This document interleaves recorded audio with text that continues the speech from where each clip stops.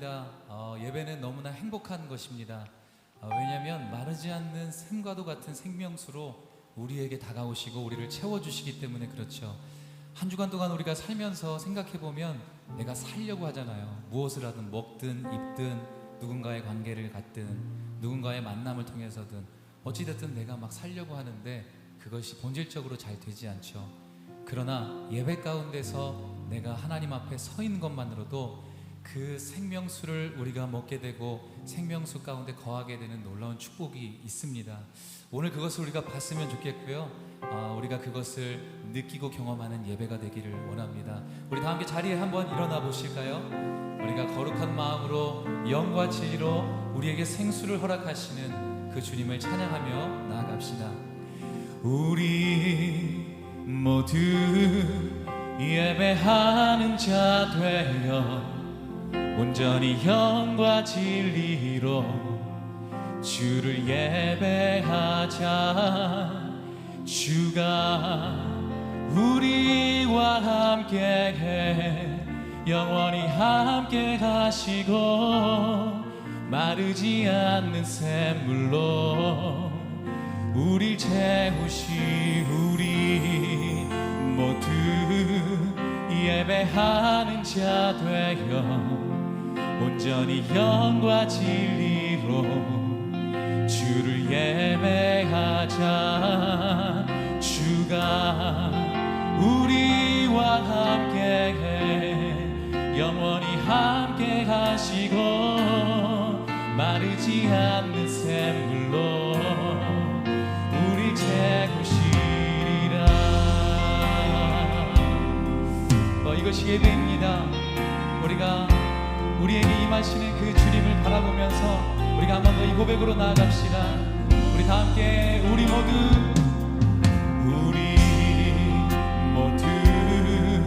예배하는 자 되어 온전히 영과 진리로 주를 예배하자.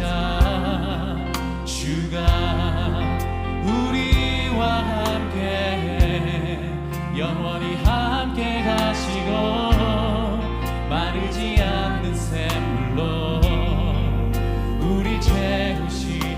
우리 모두 예배하는 자 되어 온전히 영과 진리로 주를 예배하자.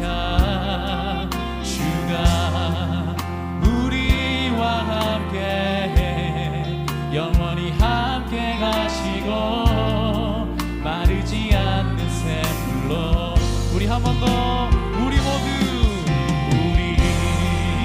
모두 예배하는 자 되어 온전히 영과 진리로 주를 예배하자. 주가 우리와 함께 영원히 함께 가시고 마르지 않는 샘물로 우리 이번에는 우리의 목소리를 높여 찬양합시다. 우리 모두 예배하는 자 되어 온전히 영과 진리로 주를 예배하자. 주가 우리와 함께해 영원히 함께 하시고 마르지 않는 샘물로 우리 채우시니 모두 예배하는 자 되어 온전히 영과 진리 주님만을 예배합시다. 이 시간 주님이 우리와 함께 하십니다. 우리와 함께해 영원히 함께 하시고 마르지 않는 샘. 우리 한 번 더 믿음으로 선포하며 우리 모두 예배하는 자 되어 온전히 영과 진리로 주를 예배하자.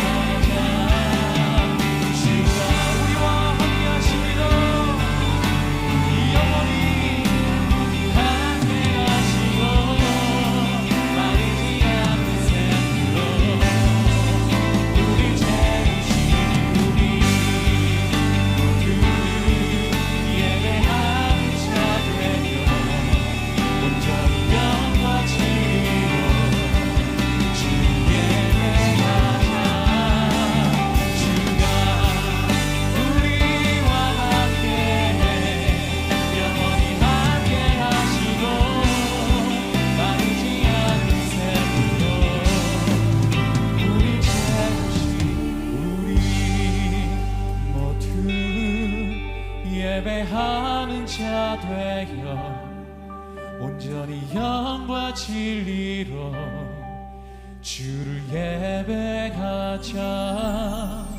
주가 우리와 함께 영원히 함께 하시고 마르지 않는 샘물로 우리 채우시리라. 우리의 마음이 임하시는 하나님께 우리 감사와 영광의 박수 올려드리며 나아갑시다.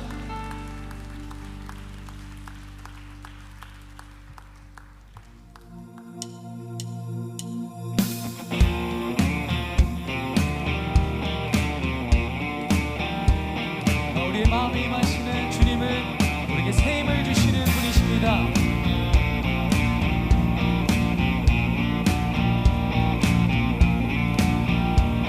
새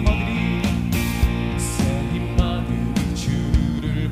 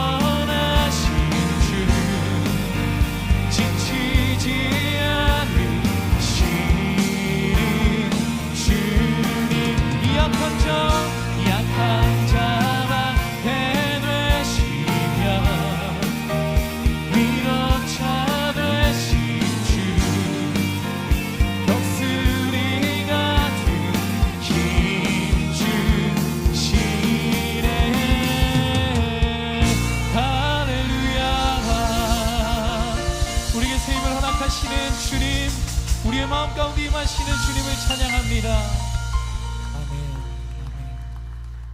주님.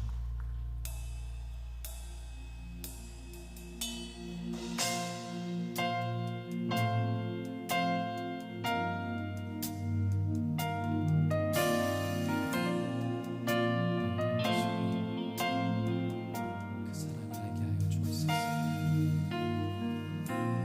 하늘보다 높으신 주 사랑, 바다보다 넓으신 주 사랑, 나를 향한 그거 높으신 사랑, 헛되고 헛된 그 모든 것 내게서 멀리 거두셨네. 나의 수치 찬양되었네. 하늘보다 높으신 주 사랑, 바다보다 넓으신 주 사랑, 나를 향한 그거 높으신 사랑, 헛되고 헛된 그 모든 것 내게서 멀리 거두셨네. 나의 수치 찬양되었네. 영원히 감사드리리 주님의 그 은혜, 날 찾아주신 그 사랑, 오 주님 내 전부 사랑해요, 경배해요. 나 주 위에 살리 영원토록 신실하신 주 사랑을 전하리. 하늘보다 높으신 주 사랑, 바다보다 넓으신 주 사랑, 나를 향한 그거 높으신 사랑, 헛되고 헛된 그 모든 것 내게서 멀리 거두셨네. 나의 수치 찬양되었네. 영원히 감사드리리 주님의 그 은혜, 날 찾아주신 그 사랑, 오 주님 내 전부 사랑해요, 경배해요. 아멘. 영원토록 신실하신 주 사랑을 전하리.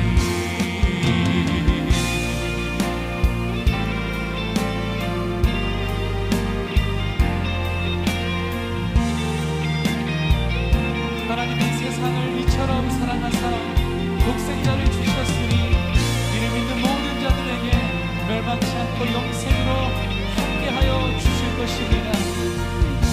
오 주님 믿습니다.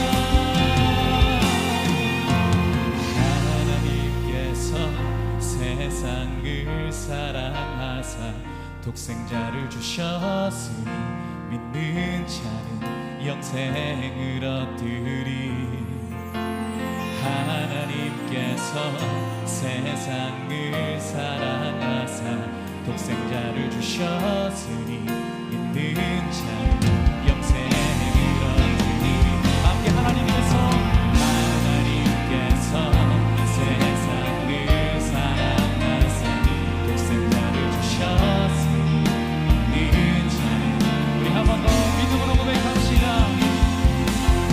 하나님께서 세상을 사랑하사 독생자를 주셨으니 믿는 자는 영생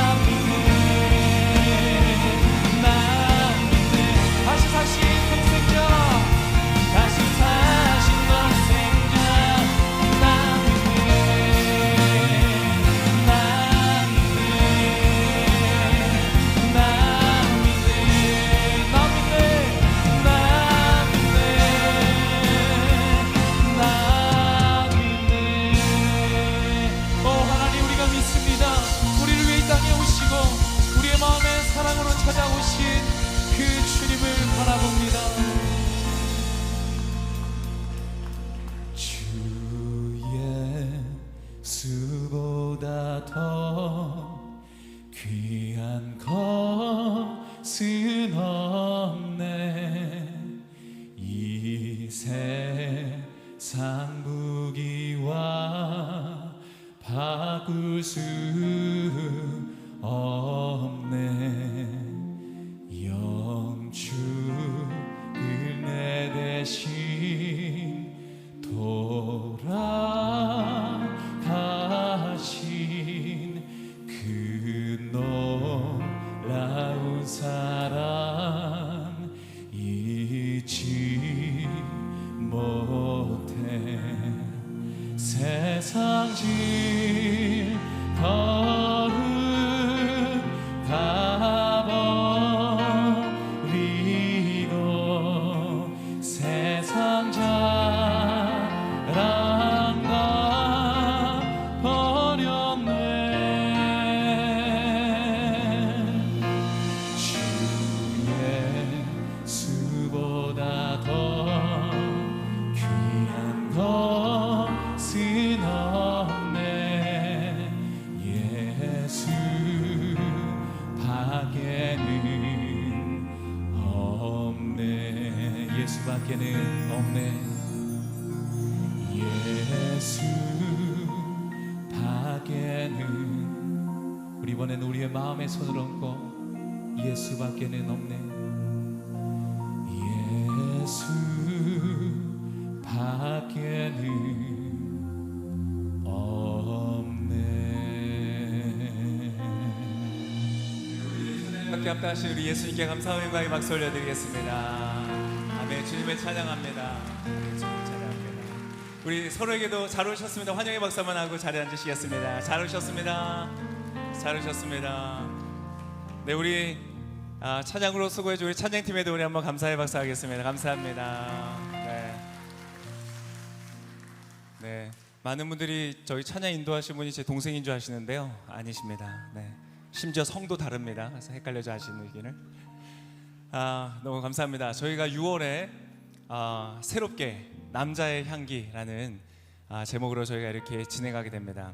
여러분, 이곳에 오시는 여러분들 너무너무 환영하고요.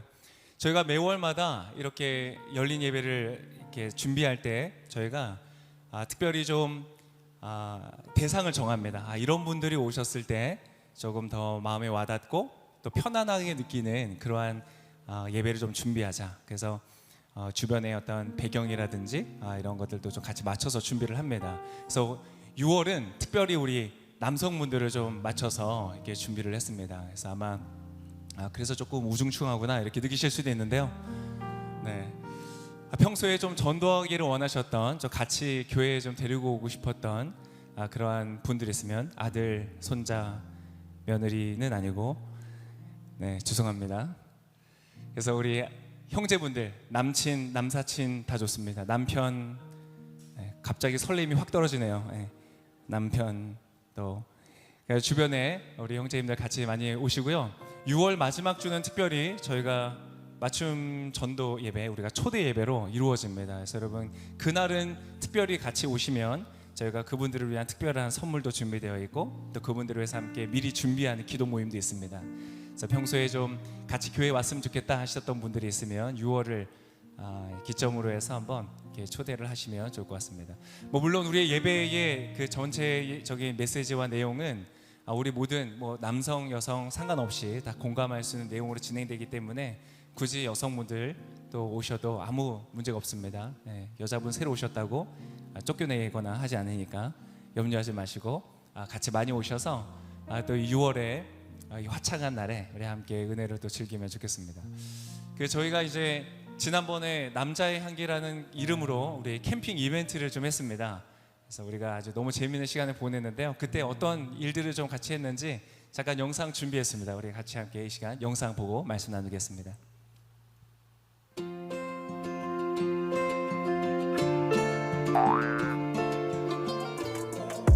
Here we go, at the top of the class on a roll, and it's time to run it up, yeah you know, maxed out, put the pedal to the floor,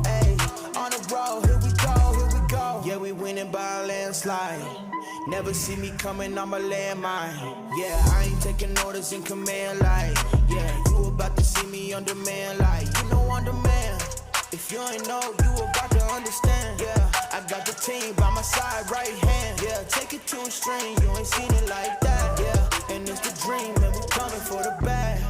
Yeah, and we ain't 못하는데 껴주셔가지고 오랜만에 땀 흘리고 해서 일 좀 생각나서 좋았습니다. go, here we go.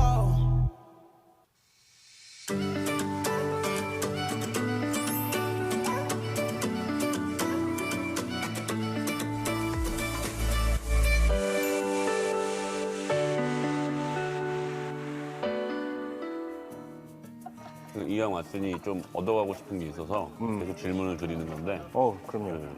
착하게 살아라 뭐 해라 뭐 해라 이거는 너무 이해가 가는데 나만 믿어라. 그러면은 그럼 내 인생은 뭐야? 라고 되는 거죠. 왜냐하면 그렇게 기준을 삼고 살았으니까. 나의 자존의 가치를 다 무시하고 그러니까 나를 그냥 쏟아 부어 갈아 넣고 네. 헌신해서 살아야 돼. 네. 그렇게 살아가는 것이 굉장히 문제예요. 하나님의 뜻이 뭐냐? 이거를 명확하게 보여주는 하나의 사건이 있어요. 그게 십자가의 사건이에요. 그럼 그 십자가가 도대체 뭐냐?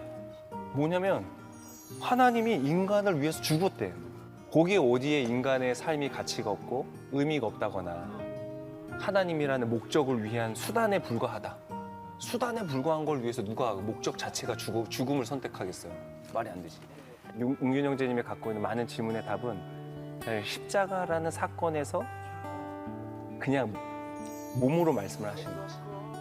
그리고 저는 되게 의심이 많은 사람이거든요. 또 의심을 해야 되는 사람 아니에요?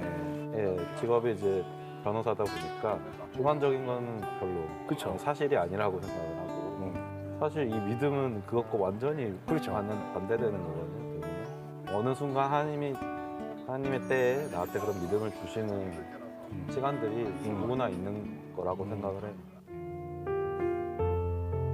이게 어느 순간 내가 계속 이제 이 일을 하면서 되게 외롭다는 생각이 들었거든요. 나 혼자만 있는 느낌인 거예요. 저는 이제 사실 뭐 그런 성경 공부를 이렇게 해본 적도 없고 기억나는 거는 너가 힘들 때 이거를 그냥 너 혼자 온전히 혼자 한다고 생각하지 말고 그냥 하나님과 함께 한다고 생각해라. 근데 뭔가 내가 힘들 때 찾을 사람이 한 명 있다라는 게 근데 그게 또 하나님이라는 게 너무 좋더라고요. 성경을 하나로 요약하면 요한복음 3장 16절이에요. 그게 뭐냐면 하나님이 세상을 이처럼 사랑하사 독생자를 주셨으니 이는 저를 믿는 자마다 멸망치 않고 영생을 얻게 하려 하십니다. 그 이처럼을 다른 말로 표현해 주는데 뭐라고 표현하시냐면 이만큼 사랑한다. 이제 신앙이 커간다는 건 뭐냐면 그분이 나를 얼만큼 사랑하는지를 알아가는 거예요. 근데 하나님이 나를 얼마나 사랑하시냐면 자기의 아들을 나를 대신해서 죽였다는 거죠. 그러면 그보다 더 큰 사랑이 어디 있겠느냐. 그게 진짜 얼만큼 날 사랑하는 건지를 나도 사실은 잘 몰라. 그 사랑의 크기를. 하나님은 사랑이 하시거든. 근데 그 사랑은 변하지 않고 사소하지 않을 뿐더러 늘 지금 동훈 형제에게는 지나가는 바람과 같이 배경과 같지만 그 사랑이 지금 함께하고 있는 거예요.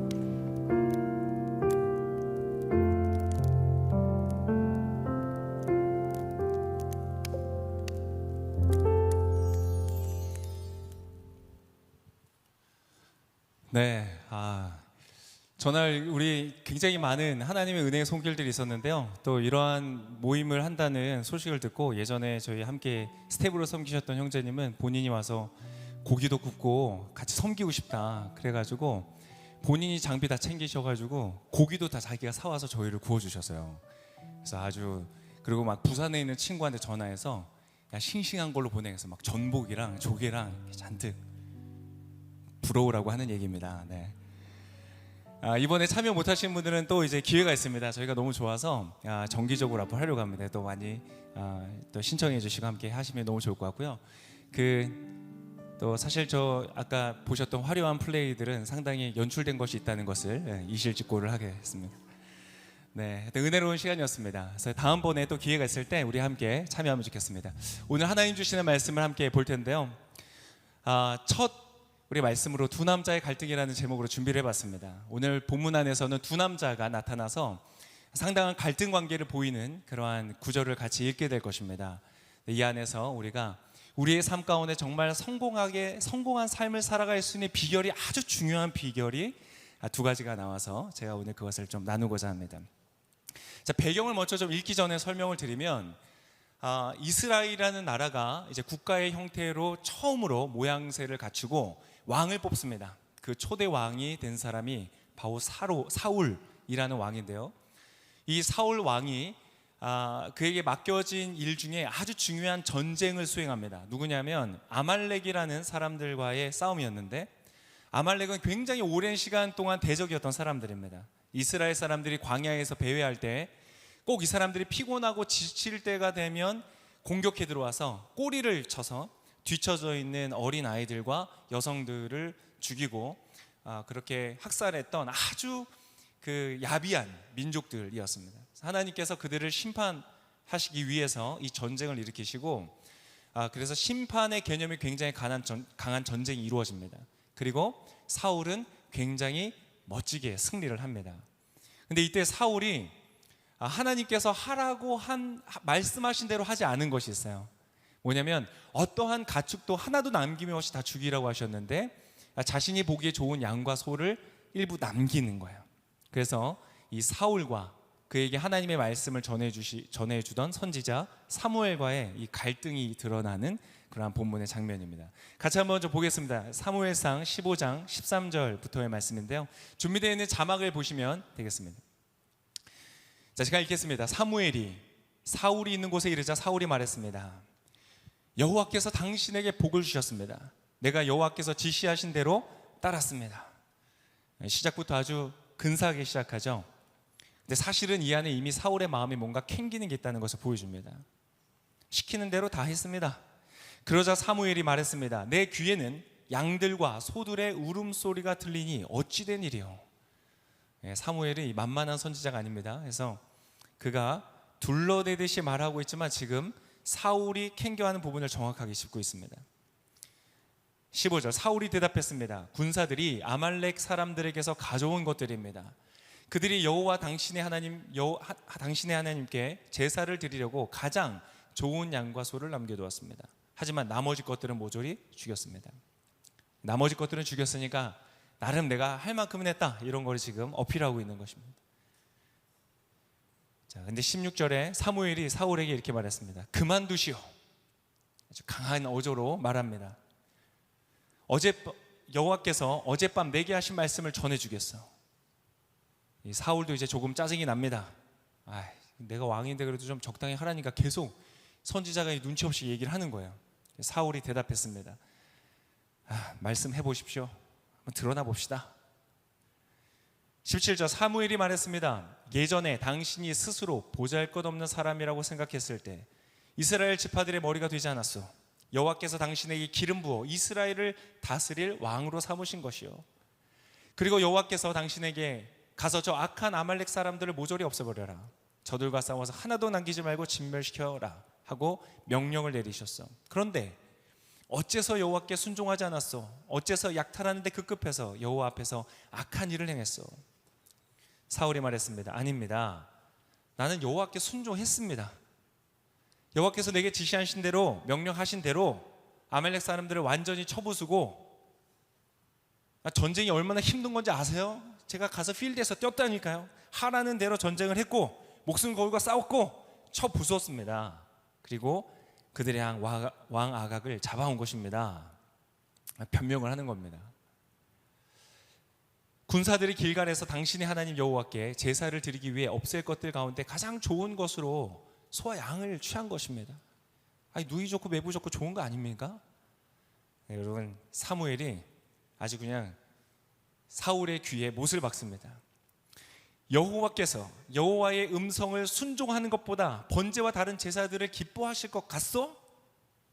순종이 제사보다 낫고 귀 기울이는 것이 순양이 기름보다 낫소. 거역하는 것은 점치는 죄와 같고 교만은 우상을 섬기는 악과 같은 것이요. 당신이 여호와의 말씀을 거역했기 때문에 그분은 당신을 버려 왕이 되지 못하게 하셨소. 굉장히 세게 나옵니다. 사울이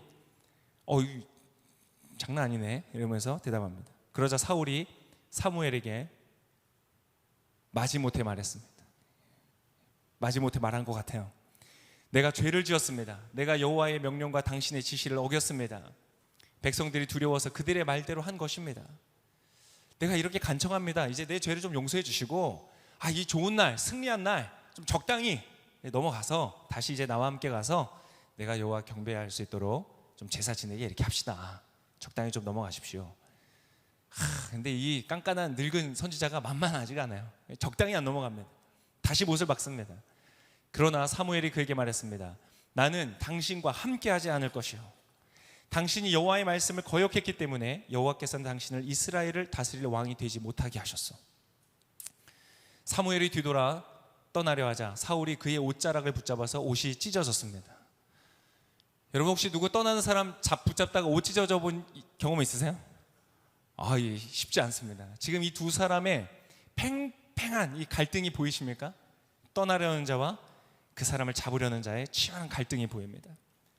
사무엘이 그에게 말했습니다. 이 또 옷이 찢어졌으니까 얼마나 기분 나쁠 거예요. 더 세게 얘기하는 거예요. 여호와께서 오늘 이스라엘 왕국을 당신에게서 이렇게 찢어내요. 당신보다 나은 이웃에게 주셨어. 내 옷을 찢어?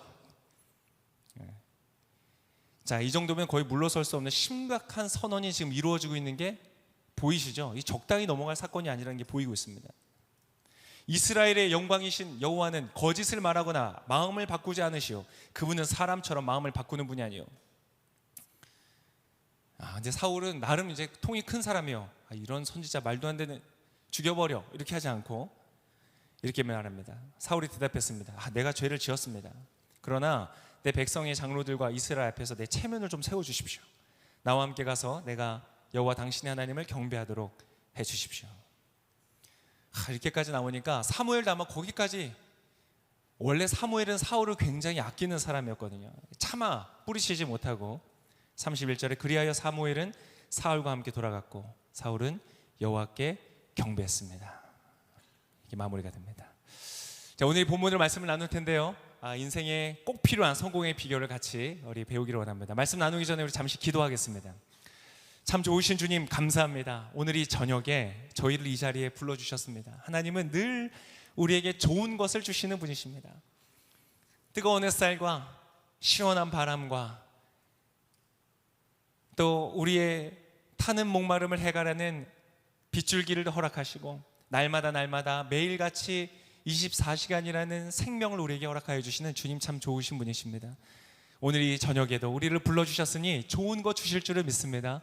이곳에 있는 모든 사람 한 사람도 주님을 잘 모르는 사람이라도 그 하나님 주시는 좋은 것들을 받아 돌아가는 시간 되게 축복하여 주시옵소서.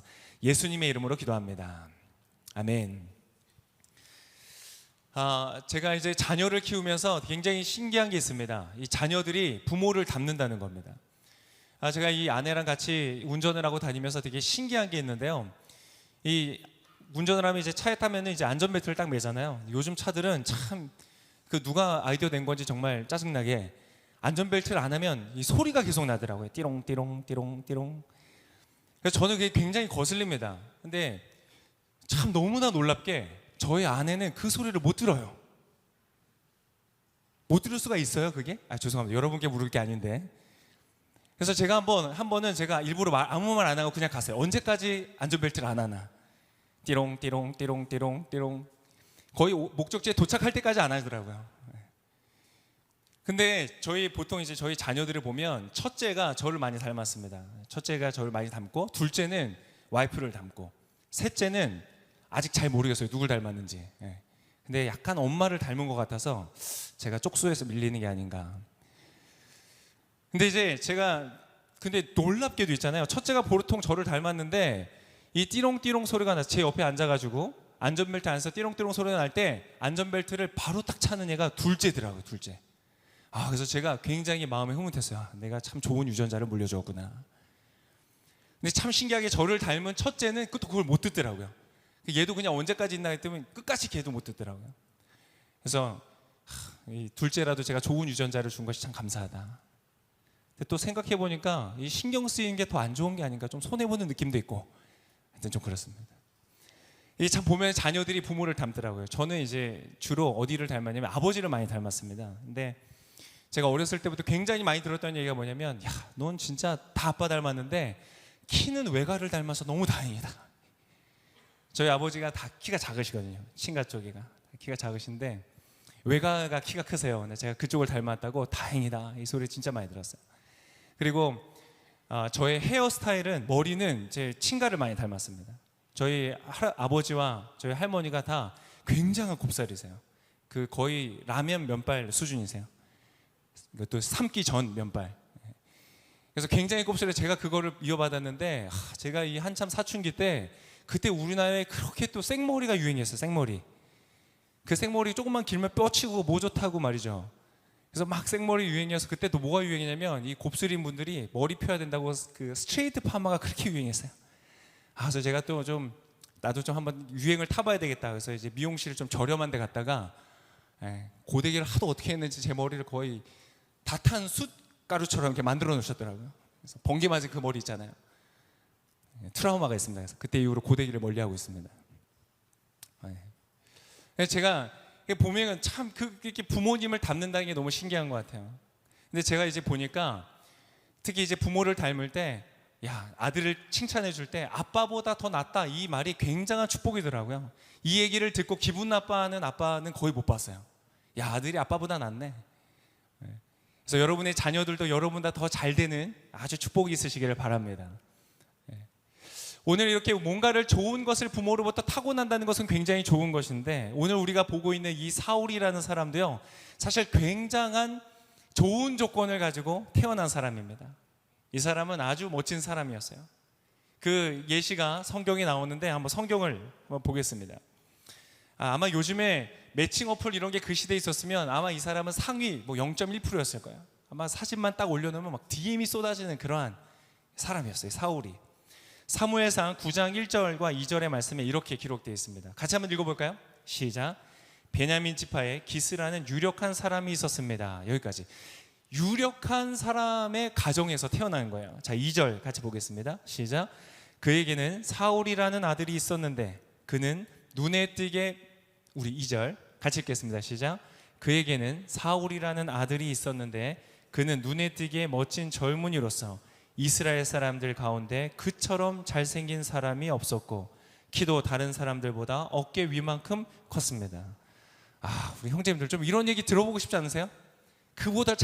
너보다 잘생긴 사람이 없었더라. 뭐 그런 거, 못생긴 애들 중에 내가 제일 잘생겼어, 이런 거 말고. 근데 사울은 사람들 중에서 가장 잘생긴 외모를 가지고 있다. 근데 여러분, 우리 형제님들 위로합니다. 보통 성경에서요, 외모를 이렇게 극단적으로 칭찬하잖아요. 보통 말로가 안 좋아요. 할렐루야, 공평하신 주님. 우리 자매님들께서 너무 외모 좋은 그 형제 만나지 마세요. 말로가 죄송합니다. 근데 여러분, 이렇게 이 사람은 굉장히 좋은 배경, 유력한 가정에서 태어난 그런 아들이었고, 아주 잘생겼고 키가 큰, 어디에서 봐도 눈에 띄는 아주 멋진 청년이었다는 거예요. 근데 여러분, 이 사울은 아주 재미있게도 이렇게 빼어난 외모와 좋은 조건을 가졌음에도 불구하고요, 그의 자신감은 굉장히 낮은 사람이었습니다. 그의 자존감은 굉장히 낮았어요. 실제로 그래서 사무엘이 이 사울을 왕으로 세우려고 할 때 어떤 일이 있었는가? 사울을 백성들 앞에 딱 세우려고 하는데 이 사울이 안 보이는 거예요. 어디 있지 찾아보니까 이 친구가 숨어 있는 거예요. 사무엘상 10장 22절에 보면 이렇게 기록이 되어 있습니다. 자, 그래서 그들은 여호와께 다시 물었습니다. 그 사람이 여기 왔습니까? 사울이 있습니까? 왜 안 보입니까? 그러자 여호와께서 대답하셨습니다. 그렇다, 그는 짐짝 사이에 숨어 있다. 아니, 그렇게 잘생기고 키가 큰데 짐짝 사이에 숨어 있대요. 23절에 보니까 사람들이 달려가 사울을 데려왔습니다. 사울이 백성들 사이에 서자 그는 다른 사람들 어깨 위만큼이나 컸습니다. 다른 사람들이 사울 옆에 서면 어깨밖에 안 온다는 거예요. 딱 서 있으면 사울은 그냥 가만히 서 있어도 눈에 띄는 사람이었는데 그 사람이요, 어디가 있다고요? 짐짝 속에 숨어져 있는 거예요. 굉장히 독특하죠. 여러분, 우리도 살다 보면 그런 사람들 있지 않습니까? 아주 우리가 딱 봤을 때 아주 탁월한 재능을 가지고 있어요. 아주 멋진 어떤 것들을 가지고 있어요. 그런데 본인이 그걸 모르고 있는 거예요. 제가 예전에 그런 재미있는 기사를 봤어요. 이 원빈 씨가 박찬욱 감독이랑 마더라는 영화를 찍고 나서 인터뷰해요. 죄송해요. 제가 너무 옛날 걸 가져와서 제가 업데이트가 안 됐어요. 요즘 누가 TV에 나온지를 모르겠어요. 근데 원빈 씨한테 이 박찬욱 감독이 그렇게 물어봤다는 거 아니에요. 야, 빈아, 이게 잘생긴 걸로 살아가는 건 어떤 느낌이냐? 근데 원빈 씨가 이렇게 대답했대요. 아, 감독님, 저는 진짜 제가 잘생긴지를 모르겠어요. 할렐루야. 우리 형제님들, 소망이 있습니다. 우리가 어쩌면 의외로 놀랍게도 우리도 모르지만 잘생겼을 수도 있어요. 우리 형제님들, 사람이 자기가 모르고도 잘생길 수 있구나. 우리 옆에 형제님이 계시면 한번 말씀해 주세요. 아직 모릅니다. 영원히 모를 것 같아서 좀 걱정이 되긴 하지만, 여러분, 근데 이 원빈 씨가 보니까 부모님이요, 그렇게 외모에 대해서 굉장히 칭찬을 안 했다고 하더라고요. 그래서 연예인 된다고 했을 때, 야, 네가 무슨 연예인이야? 강릉에 가면 너보다 잘생긴 애들 훨씬 많아. 그래서 강릉 시내를 한번 가보고 싶더라고요. 그 얘기 듣고 나서. 근데 그렇게 자기의 잘생긴 것을 모르고 살아가는 사람처럼 자신에게 어떠한 탁월한 재능이 있고 달란트가 있는데 그것이 있는지를 모르고 살아갔던 이 사울이라는 사람이 있었다는 것이에요. 스스로 별 볼 일 없는 사람으로 생각했어요. 왜 그랬는지는 이유는 나오지 않아요. 어쩌면 유력한 가문에 너무나 잘난 아버지가 있었기 때문에 아버지로부터 인정을 받지 못하고 칭찬을 받지 못했을 수도 있겠죠.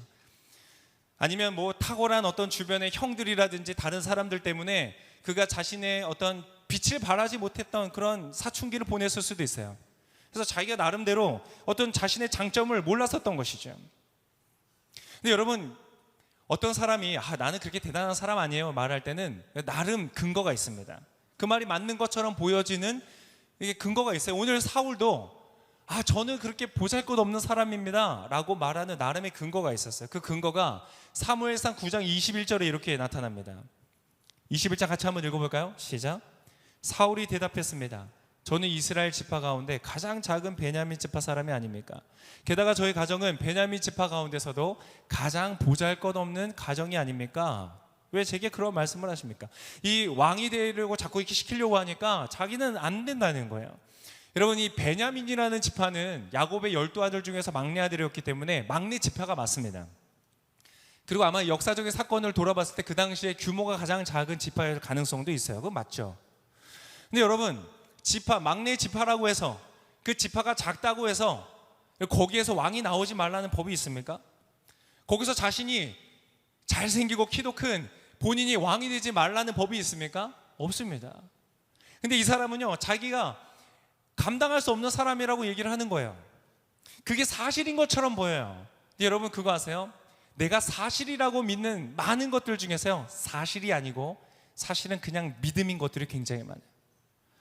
목사님, 저는요 키도 작고요, IQ도 나쁘고요, 저는 집에 돈도 별로 없어요. 그래서 이 생 망해요. 이번 생은 망했어요. 끝났어요. 근데 여러분 잘 보세요. IQ가 떨어지는 거 사실일 수 있어요. 돈 없는 거 사실일 수 있어요. 그렇지만 그렇기 때문에 이번 생이 망했다는 것은요, 사실이 아니라 믿음인 것이에요. 때때로 우리는 우리의 인생을 향하여 가지고 있는 이 관점 자체가 나는 그게 현실이라고 생각해, 사실이라고 생각하지만 사실은 그게 사실이 아닌 거예요. 내가 그냥 가지고 있는 믿음일 뿐이라는 거예요. 여러분, 우리가 알고 있는 많은 것들이 믿음입니다. 심지어 나의 출신, 여러분 부모님과 친자 확인해 보셨어요? 아무도 안 해보셨을 거예요. 근데 그냥 믿고 살아가잖아요. 사실이라고 생각하고. 여러분, 우리가 사실이라고 생각하는 많은 것들이요, 검증되지 않은 것들이 굉장히 많다는 거예요. 여러분들, 이것이 굉장히 좋은 소식이라는 거 아세요? 그래서 여러분, 여러분의 인생을 바꾸기 위해서는 여러분의 사실을 바꿀 필요가 없어요. 여러분의 돈이 더 있어야 되고 IQ가 높아야 되고 그것을 통하여서 인생이 바뀌는 것이 아니에요. 그것을 향한 여러분의 믿음을 바꾸면 인생이 달라지는 거예요. 보세요. 사울이라는 사람은 유력한 집안이었고 키도 크고 잘생겼어요. 누가 봐도 너무나 부러운 사람이었어요. 그런데 그가 자신의 인생을 향하여서 나는 보잘것없는 사람이에요. 그냥 이런 근거를 생각해 보니까 우리가 속해 있는 지파는 별 볼일 없고 여기서는 왕이 날 수 없어요 라는 강한 믿음을 갖자 어떤 일이 일어나는 줄 아세요? 여러분, 그것이 주는 가장 나쁜 영향은 무엇이냐? 여러분의 인생을 향해서, 자신의 인생을 향해서 나는 여기까지야, 이 이상은 할 수 없어 라는 그러한 부정적인 믿음을 갖고 있을 때 가장 나쁜 영향은 무엇인가? 그 사람의 가능성을 매몰시킨다는 거예요. 그의 인생 가운데 엄청난 기회가 왔어요. 왕으로서 리더십을 발휘할 수 있는 그러한 자리 가운데 기회가 왔는데 그 기회를 어떻게 한다고요? 스스로 걷어차 버리게 되는 것이에요. 나는 이걸 감당할 수 없어요. 그리고 누가 봐도 우뚝 설 수 있는 사람이 그저 짐짝 가운데 숨어가지고 나는 이것을 감당할 수 없습니다 라고 두려워서 숨어 있는 것이에요. 혹시 이 자리 가운데 그러한 짐짝 속에 여러분 숨어 있는 분들 계십니까? 여러분, 여러분의 가능성의 날개를 활짝 펴는 축복이 있으시기를 바랍니다. 여러분이 가진 달란트대로, 여러분이 가진 재능대로, 하나님께서 주신 그 좋은 것대로 여러분 우뚝 서서, 사울처럼 우뚝 서서 영향력을 발휘하는 그러한 멋진 일들이 있으시기를 축복합니다. 여러분, 사울은 그게 됐어요. 사울은 그게 됐어요. 어떻게 됐을까? 한번 볼까요? 사울이라는 사람은, 그 사람은 왕이 되었고 오늘 우리가 본문에서 읽은 것처럼 아말렉과의 전쟁을 승리로 이끄는 리더십을 발휘하는 사람이 됐다는 것이에요. 자, 오늘 본문의 17절의 말씀을 한번 같이 보겠습니다. 17절 같이 읽을까요? 시작. 사무엘이 말했습니다.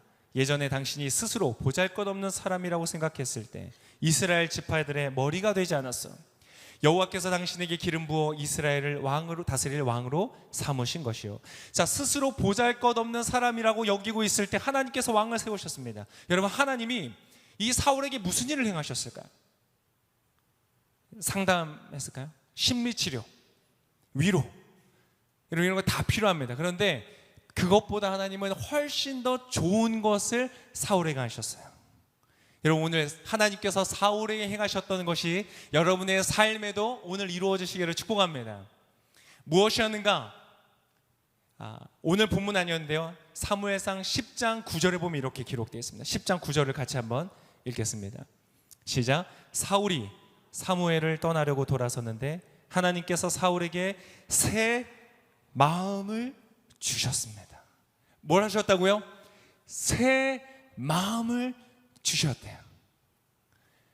마치 깨진 폰에 리퍼를 받아서 새 것으로 교환을 받는 것처럼 새로운 마음을 그에게 주셨대요. 낡고 상하고 깨어지고 왜곡되어진 나의 마음이 아니라 이런 외부에서 주어지는, 그것도 하늘에서 주어지는 새로운 마음이 주어졌다는 거예요. 이걸 원어로 보면요, 새로운 마음도 맞지만 더 정확한 번역은 다른 마음이에요. Another heart라는 다른 마음을 주셨대요. 나와는 다른, 내가 가지고 있는 것과는 다른 새로운 마음을 그에게 주셨다는 거예요. 여러분, 이 새로운 마음이 사울에게 주어지자 여러분, 사울은 갑자기 다른 사람이 됐어요. 그의 현실은 그대로였지만, 그들의 조건은 그대로였지만, 그가 보는 그의 가정도 그대로고, 그가 보는 그의 지파도 그대로고, 그가 보는 그 자신도 그대로였지만 그 마음이 달라지니까요, 삶의 방향이 달라지는 것이에요. 와, 이런 일들이 여러분에게도 있으시기를 축복합니다.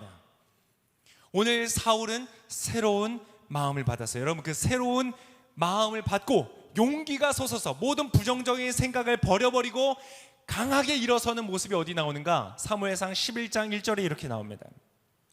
자, 이 당시에 암몬 사람 나하스라는 이 적이 있었어요. 그 적이 군인을 이끌고 야베스 길앗에 진을 친 거예요. 그러자 모든 야베스 사람들이 그렇게 말했어요. 우리와 조약을 맺읍시다. 그러면 우리가 당신을 섬기겠습니다. 무슨 말이에요? 항복하겠다는 뜻이에요. 싸워보지도 않고 하나님의 택함 받은 이스라엘 백성이, 주님이 동행하신다고 말하는 사람들이, 하나님 믿는다는 사람들이요, 싸워보지도 않고. 여러분, 사울만이 아니었어요. 그 당시에 너무나 많은 사람들이 이러한 두려움이라는 강력한 전염병 속에 있었던 거예요. 싸워보지도 않고. 그랬더니 여러분, 2절에 이렇게 되어 있습니다. 그러나 암몬 사람 나하스가 대답했습니다. 여러분, 이렇게 젠틀하게 물러서주면 사람들이, 상대방이 상대도 젠틀하게 같이 물러서주나요? 그렇지 않죠. 나하스라는 사람은 상대방이 약하게 물러서는 거 보고 더 강하게 나갑니다. 내가 너희 모두의 오른쪽 눈을 빼내 온 이스라엘을 수치스럽게 한다는 조건이면 너희와 조약을 맺겠다. 야, 진짜 건방지고 정말 악하죠. 오른쪽 눈 다 빼면 내가 그 죄악을 맺겠다는 거예요. 그때에 이 소식을 들었던 사울이 이렇게 7절에 합니다. 같이 한번 읽어볼까요? 시작. 사울은 한 쌍의 황소를 가져다가 토막을 내고 그 조각을 사자들에게 주어 이스라엘 전역에 보내며 선포했습니다. 누구든 사울과 사무엘을 따라 나서는 사람이 없으면 그 사람의 소들도 이렇게 될 것이다. 그러자 백성들에게 여호와를 두려워하는 마음이 생겨 한 마음으로 나아왔습니다. 와, 여러분 지금 이 변화가 눈에 보이세요? 방금 조금 전까지만 해도 이 왕 사람들 앞에서 서는 것조차 무서워가지고 짐짝 속에 숨어 있었던 그러한 사울이었어요. 그런데 어떤 변화를 경험하자마자 이 사람은 어떠한 사람이 되었냐면, 지금 적이 군대를 이끌고 이스라엘을 위협하러 와 있는 그 적들 앞에서 일어서서 황소를 쪼개고 그 쪼갠 시체의 부위를 전국에 다 보내면서 나를 따르지 않으면 이와 같이 될 것이다 라고 담대하게 선언하는 모습이 나오는 거예요. 여러분, 도대체 어떠한 변화가 있었다고요? 여러분, 하나님께서 주신 새 마음이 부어지니까 여러분 같은 사람인데 전혀 다른 모습으로 역동적으로 일하게 되는 것이에요. 여러분과 여러분의 자녀들에게 이러한 마음이 있으시기를 축복합니다. 도저히 믿겨지지 않는 거예요. 아니, 어떻게 이렇게 강력한 리더십이 발휘하게 되었을까? 두려움이 없고 새로운 것을 도전하고 물러서지 않는 그러한 용기가 솟는 사람을 보고 있는 것이에요. 여러분 모두가 새 마음을 받으시기를 바랍니다. 여러분, 새 마음을 어떻게 받을까요? 그러면 새 마음 받는 방법을 좀 알고 싶지 않으세요? 이런 거는 사실 돈 받고 팔아야 되는데. 여러분 알고 싶으세요? 이거 그냥 공짜로 나누기 중에 너무 아깝고요. 듣기 원하시는 분들은 박수 한번 치시죠. 환호하시는 분은 특별히 이따가 오시면 제가 더 자세하게 가르쳐 드릴게요. 여러분, 이 새 마음을 어떻게 받는가? 여러분, 이것은요 비유하자면 어떤 것과 같냐? 다운로드 받는 것 같아요. 다운로드 받는 거예요.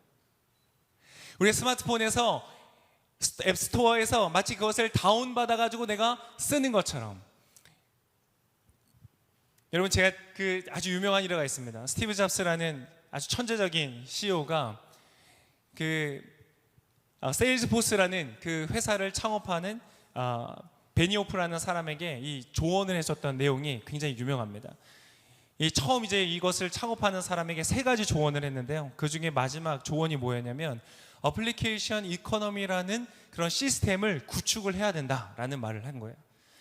근데 어플리케이션 이코노미라는 말 자체가 그때는 굉장히 생소했기 때문에 이 베이오프가 물어봤대요. 그게 무슨 말입니까? 그게 어떤 거죠? 제가 어떻게 준비하면 되죠?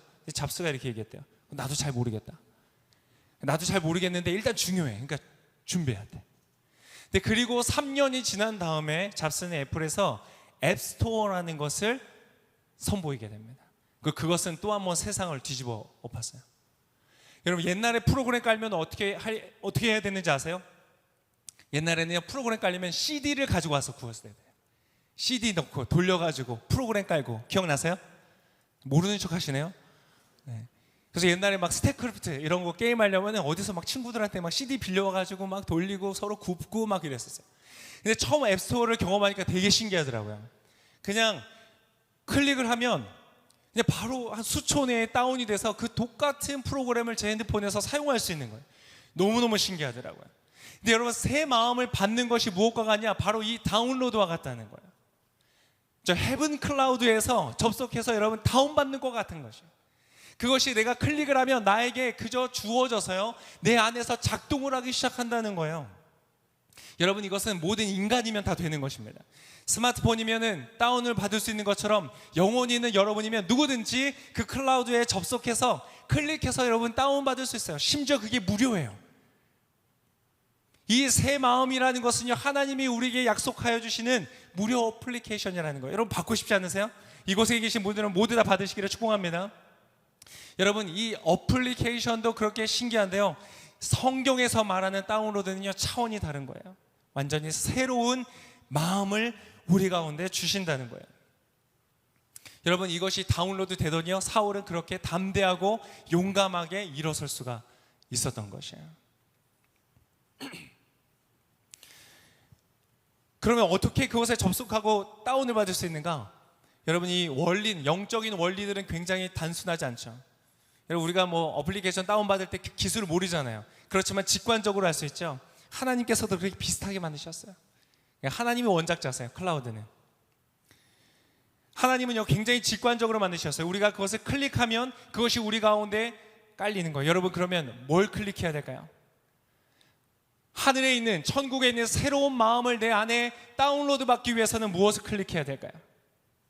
천국 어플리케이션 클라우드에 연결될 수 있는 링크를 클릭해야 돼요. 그게 뭘까요? 자, 아까 여기다 어디 넣어놨어요. 네.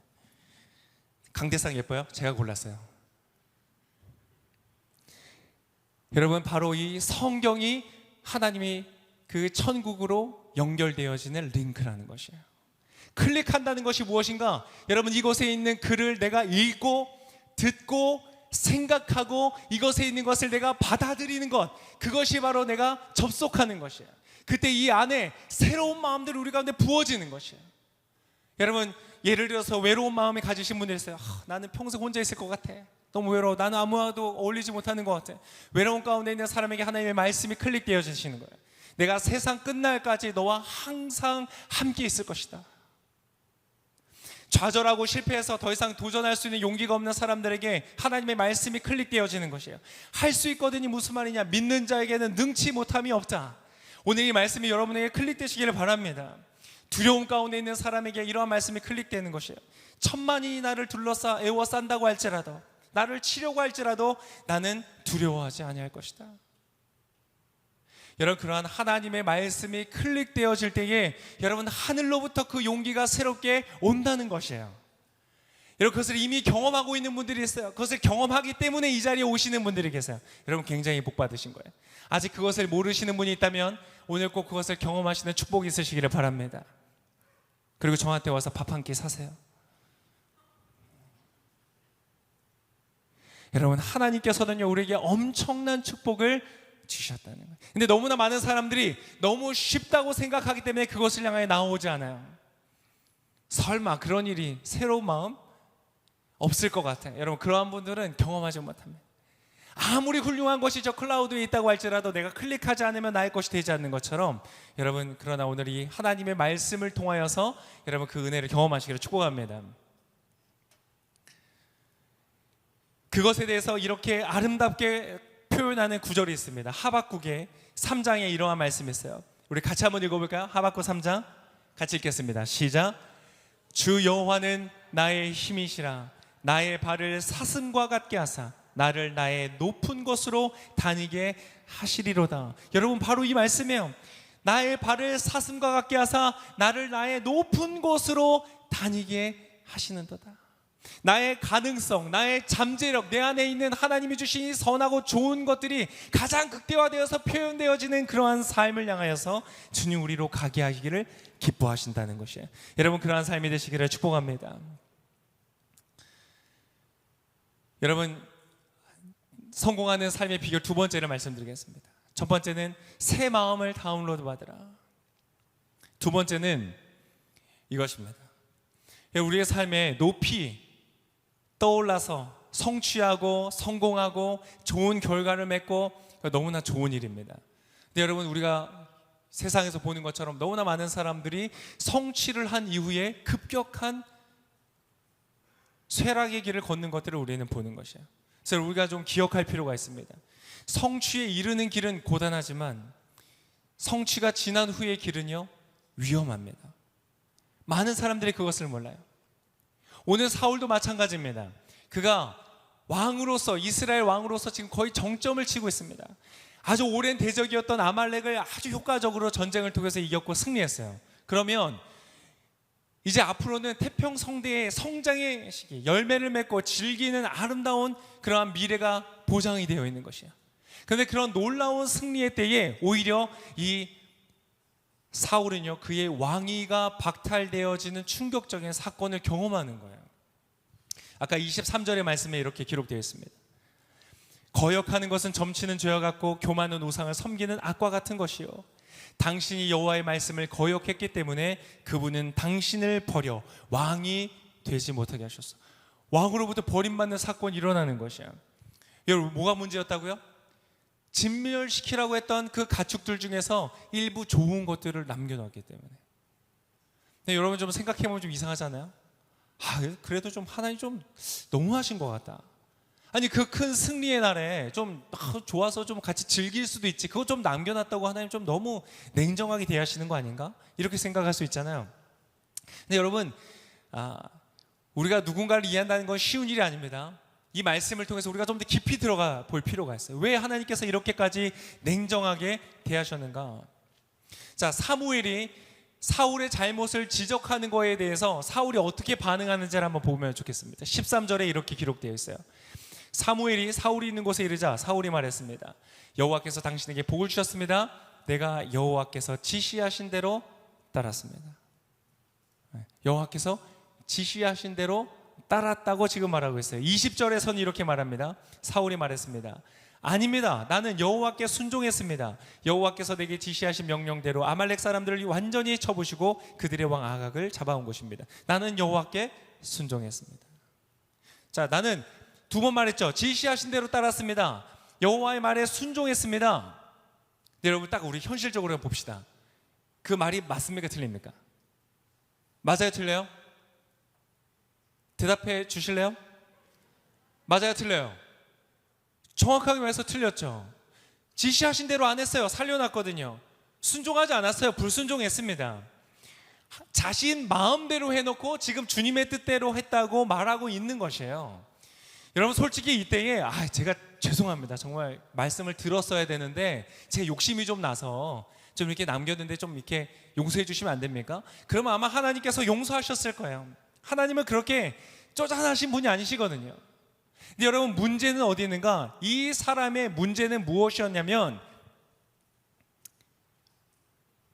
단순히 가축을 남겨놓은 것이 아니라 바로 기준을 상대화시켰다는 것이 문제였다는 거예요. 기준을 상대화시켰다는 것은 어떠한 것을 말하는가? 마치 지도와 나침판을 두고 하는 것과 마찬가지입니다. 자, 앞에 내가 걸어가고 있는 산이 있고 들이 있고 길이 있습니다. 내가 어딘가 목적지를 향해서 가는 거예요. 그 지도를 보고 나침판을 가지고 길을 걸어가고 있는 거예요. 근데 기준을 상대화시켰다는 것은, 자, 내가 보니까 길을 걸어가야 되는데 내가 가야 되는 길이 너무 멀어, 너무 험해. 고민하다가 어떻게 할까? 그리고는 지도를 바꿔버리는 거예요. 여기 이렇게 이 길로 가지 말자. 야, 이 길로 가면 된다고 내가 긋자. 자기가 긋는 거예요. 근데 그거 보니까 목적지로 이어지지가 않아. 그래, 그러면은 목적지가 사실 여기였지만 여기라고 하자. 그리고 자기 마음대로 지도를 막 바꿔서 그리는 거예요. 여러분, 그러면은 그 사람이 그 목적지에 갈 수 있겠습니까? 갈 수 없어요. 여러분, 이 도시에서만도 길을 잃으면 고생합니다. 그런데 사막이나 광야 같은 곳에서 길을 잃는다는 것은 여러분, 비극적인 결말을 분명히 예고하는 것과 마찬가지예요. 그런데 하물며 개인이 그런데, 여러분, 한 백성과 국가를 이끌어야 되는 왕이 만약 그렇다고 생각해 봅시다. 자기 마음대로 그림을 그리고 지도를 그렸어요. 자기가 도착하고 싶은 것은 공의롭고 공정하고 정의롭고 평화롭고 행복한 그러한 나라를 건설하기를 원해요. 거기가 목적지였어요. 근데 기준을 상대화하고 자기가 가고 싶은 마음대로 그림을 그려가는 거예요. 그럼 여러분, 그 나라는 어떻게 되겠습니까? 비극적 결말을 맞이할 수밖에 없는 것이에요. 오늘 사울이 했던 문제는 바로 그러한 잘못을 저질렀다는 것이에요. 여러분, 그렇게 사울이 자신의 기준을 상대화하고 자기 마음대로 그림을 그리면서 가기 시작하자 가장 먼저 나타나는 현상이 뭐였는지 아세요? 24절에 이러한 현상이 나타나요. 그러자 사울이 사무엘에게 말했습니다. 내가 죄를 지었습니다. 내가 여호와의 명령과 당신의 지시를 어겼습니다. 지시를 어겼습니다. 어기긴 어겼어요. 잘못했습니다. 그런데 왜 그래요? 백성들이 두려워서 그들의 말대로 한 것뿐입니다. 그래서 지금 이게 어떻게 돼가고 있는 거예요? 그래서 결과적으로 지금 죄는 죄를 짓긴 했는데 누구 잘못이라는 거예요? 백성들의 잘못이라는 거예요. 기준을 상대화하니까 어떻게 되냐? 리더와 팔로워의 역할이 바뀌어버리는 거예요. 누가 지금 책임을 져야 되는지가 불분명해지는 거예요. 여러분, 이러한 일들이 일어나기 시작하는 것입니다.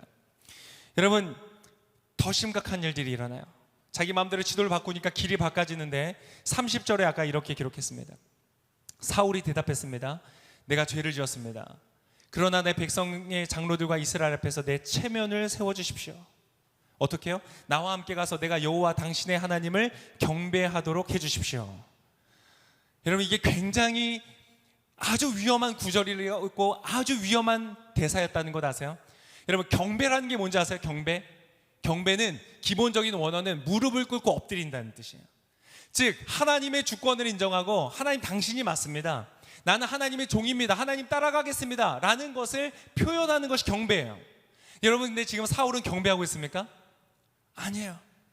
아무리 하나님이 지금 너 잘못하고 있다, 너 죄를 지었다, 돌이켜야 된다라고 말해도 귓등으로 듣고 있는 거예요.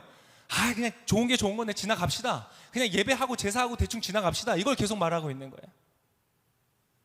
근데 여러분, 백성들 앞에서 경배하겠대요. 그건 뭐예요?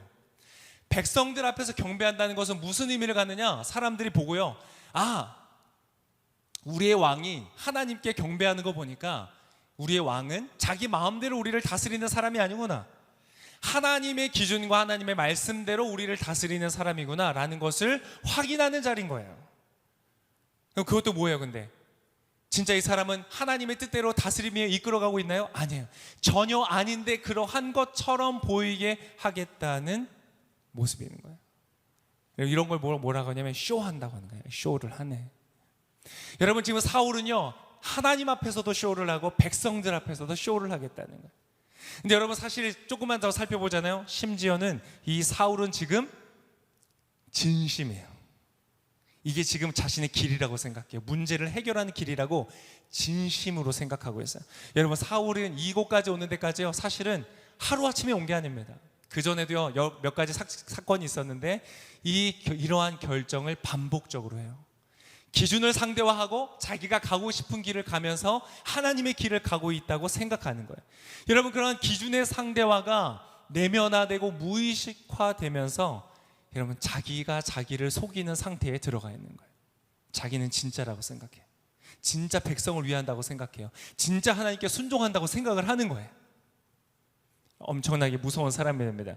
여러분, 이러한 사람이 어떻게 되는지 아세요? 나중에는요, 판단 기준이 다 달라지니까요, 이 국가를 위하고 국가를 구원하는 영웅과 같은 사람이요, 반역자가 되는 거예요.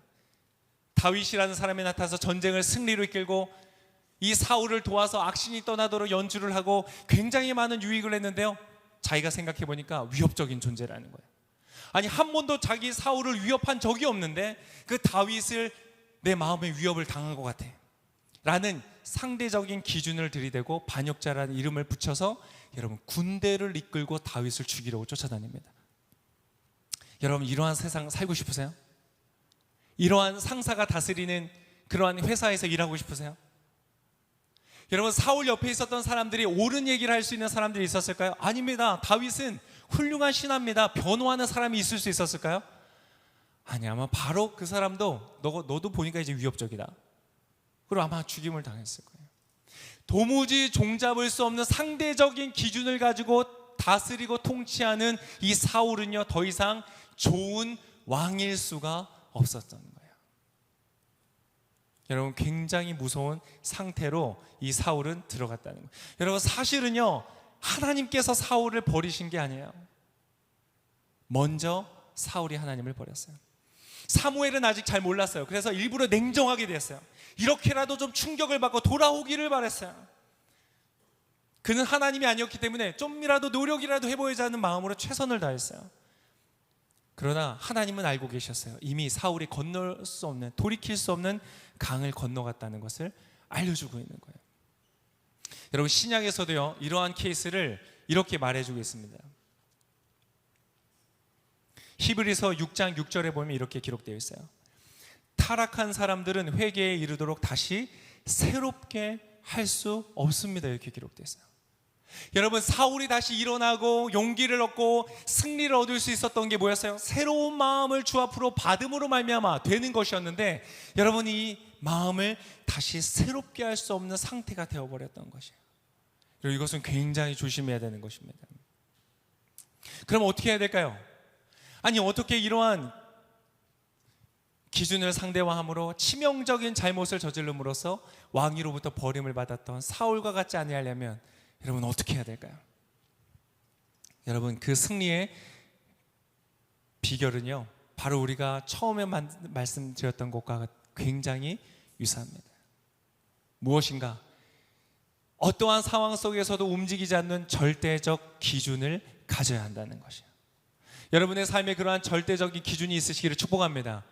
여러분의 취향과 여러분의 판단과 여러분의 컨디션과 상관없이 여러분에게 한결같은 기준으로 제시해 줄 수 있는 그러한 절대 기준이 필요하다는 것이에요.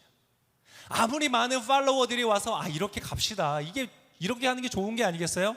아무리 그래도 그들의 말에 딸려가서 리더임에도 불구하고 책임을 지지 못한 채 팔로우에게 끌려다니는 인생이 아닌 정말 옳은 길, 승리한 길, 우리가 가야 하는 길을 걸어갈 수 있는 절대적 기준을 가졌을 때, 여러분, 그 사람은 엄청난 성취 이후에도 그의 삶을 안전하게 지킬 수 있는 것입니다. 여러분 기뻐하십시오. 여러분, 지금 여러분의 삶의 최고의 정점에서 여러분을 안전하게 지키는 방법을 지금 들으신 거예요. 여러분, 그러한 절대적인 기준을 여러분 가지시기를 정말로 축복합니다. 그것이 어디 있는가? 동일합니다. 바로 하나님의 말씀이었습니다. 오늘 사무엘이 사울에게 답도 알려줘요. 뭐라고 말했는가? 22절에 이렇게 말합니다. 그러자 사무엘이 대답했습니다. 여호와께서 여호와의 음성을 순종하는 것과 번제와 다른 제사들을 기뻐하실 것 같소. 순종이 제사보다 낫고. 여러분, 교회 좀 다녀보신 분을 특별히 기억하시길 바랍니다. 와서 기도하고 예배하는 거 너무 좋습니다. 네, 여러분, 그러한 종교적인 일들을 하는 것보다 무엇인가 순종이 제사보다 낫고 귀 기울이는 것이, 하나님의 변하지 않는 절대적 진리에 내가 귀를 기울이고 그것을 받는 것, 그것이 가장 안전하게 나의 삶을 보존하는 방법이다. 여러분, 여러분의 삶의 최고의 기쁨의 순간에, 최고의 행복의 순간에, 최고의 성취의 순간에 여러분 그것을 기쁨을 기쁨으로, 성취를 성취로, 행복을 행복으로 유지해가는 여러분, 복된 여러분의 삶이 되실 수 있기를 축복합니다. 여러분, 우리 하나님 얼마나 좋으신 분이신지 오늘 두 가지를 말씀드렸습니다. 하나님은요, 새 마음을 주시는 분이십니다. 내가 가지고 있지 않은 용기와 도전과 기대와 갈망과 소망과 열정과 의욕과 그러한 소망을 하나님 우리의 새 마음으로 부어주십니다. 그리고 변하지 않는 기준을 우리의 삶에 제시하심으로 우리가 가야 하는 그 목적지까지 갈 수 있도록 우리의 길을 인도해 주시는 너무나 좋으신 분이십니다. 그래서 우리가 그분을 찬양하고 우리가 그분을 높이는 것입니다. 그런 우리 하나님을 같이, 우리 마지막으로 이 시간에 우리 같이 한번 찬양하면서 우리 함께 나아갔으면 좋겠습니다. 당신은 영원하신 주, 내 영원하신 주, 지치지 않으시는 주님. 그분이 지금 여러분과 함께 하십니다. 약한 자 방패 되시며 위로자 되신 주, 독수리 같은 힘 주시네. 자, 이 새로운 마음을 다운로드 받기를 원하시는 분들은 그 자리에 일어나셔서 우리 같이 함께 찬양하며 나가시겠습니다.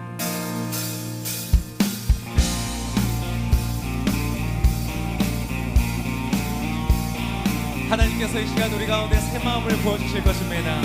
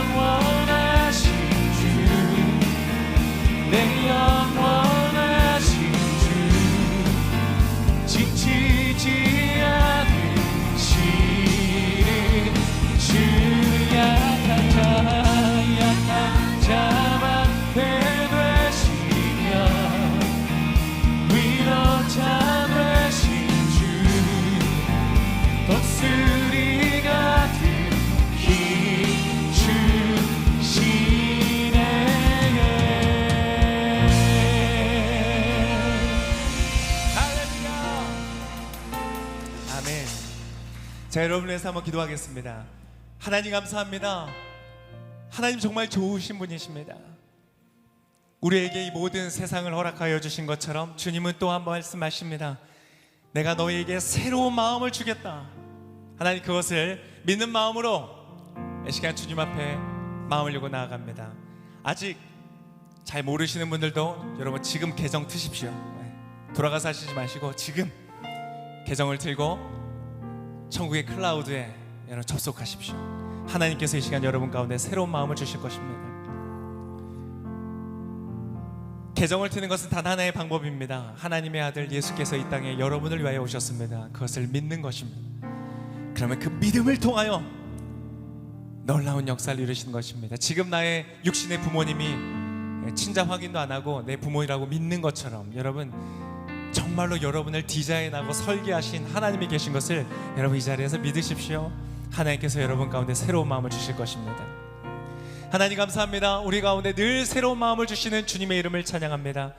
이 시간 주님을 믿음으로 바라는 사람들마다 이 시간 하늘의 문을 열어주시고 하나님 새로운 마음을 오늘 사울에게 주셨던 것처럼 새로운 마음, 용기 있는 마음, 도전하는 마음, 좌절하지 않고 다시 일어서는 마음, 하나님 우리의 미래를 향하여 담대하게 달려가는 놀라운 마음, 우리에게 주어져 있는 재능을 짐짝 속에 숨겨두지 아니하고 우뚝 서서 나아가는 담대한 마음, 주님 그러한 마음들을 부어 주시옵소서.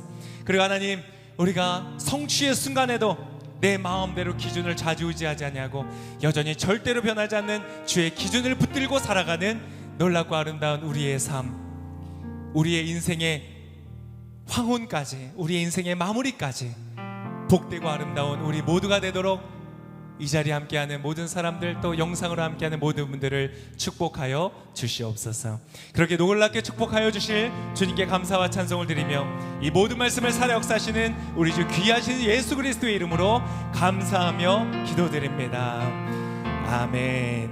우리 그렇게 가실 주님께 감사와 영광의 박수 올려드리겠습니다. 네, 자리에 앉도록 하겠습니다. 우리 옆에 있는 분에게 인사하실 때 하나님께서 당신의 마음에 새로운 마음을 허락해 주실 것입니다. 우리 함께 인사할까요? 네, 그 축복의 마음을 받고 우리가 다시 한번 하나님 앞에 나아가는 놀라운 은혜가 있기를 바랍니다. 혹시라도 오늘 예배 가운데 처음 나오신 분들이 계십니까? 오늘 교회에 처음 방문하신 분이 계십니까? 한번 손 들어 보시겠어요? 네, 이 앞에 계시고요. 저쪽 뒤에도 계십니다. 또 새롭게 앞에 분도 계시고요. 네, 우리 손 드신 분들 자리에 잠깐 일어나 주시겠어요? 저 뒤쪽에도 계시네요. 네, 우리 이분들을 향하여서 축복의 찬양으로 함께 나아가겠습니다. 당신이 걸어온 그 길에 주님이 손잡고 계시니 은혜의 길, 사랑의 길, 생명의 길, 영원한 축복의 길. 환영합니다. 축복합니다. 네, 자리에 앉아주시기를 바랍니다. 네, 새롭게 오늘 교회 처음 방문하신 분들은 예배가 끝난 후에 바로 집에 가지 마시고요. 뒤편에 웰컴 팀이 기다리고 계십니다. 그래서 교회에 궁금한 사항이나 또 교회에 등록하기를 원하시는 그 모든 부분들을 다 물어보고 또 문의와 안내 절차를 밟으실 수가 있습니다. 그런 정보를 꼭 얻고 돌아가시기를 바라고요. 6월 한 달 동안은 우리가 남자의 향기라는 주제로 함께 예배를 드리게 됩니다. 우리 목사님 말씀하셨던 것처럼 꼭 필요한 분들을 전도하셔서 또 함께 초청하셔서 함께 나와서 예배하는 은혜가 있기를 바랍니다. 그리고 6월 마지막 주는 전도 집회로 한 번 더 우리 주변에 있는 분들을 초청할 수 있는 예배가 준비가 됩니다. 기도하시고요. 꼭 그런 분들을 함께 모시고 오셔서 은혜의 시간이 되기를 바랍니다. 우리 서로에게 격려와 축복의 박수를 하고 예배를 마치도록 하겠습니다. 감사합니다.